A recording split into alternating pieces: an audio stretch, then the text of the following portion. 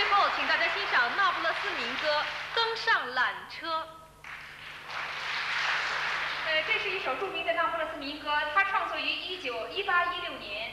在1816年，世界上第一个登山缆车是在那不勒斯发明的。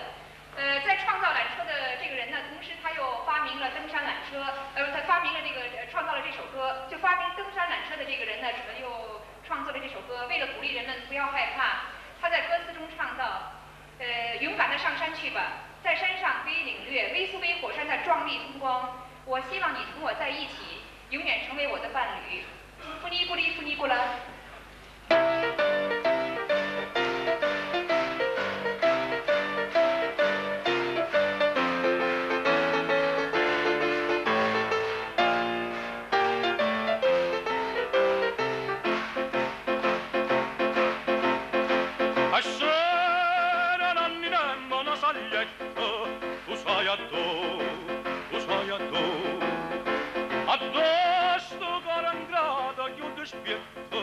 Armen un po', adoro poco cosa, ma sicuro te lascia sta,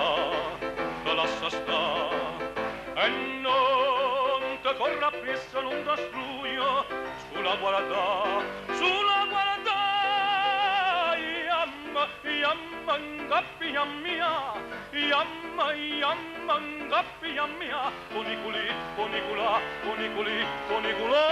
ngappia mia, ponicula.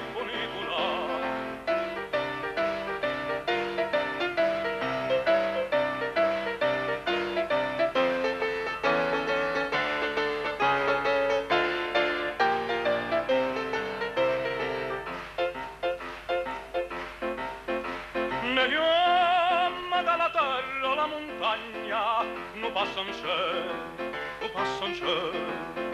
so vede Francia Procio dalla Spagna, e pecca a te, tirato con le fune di tampato, geloso va,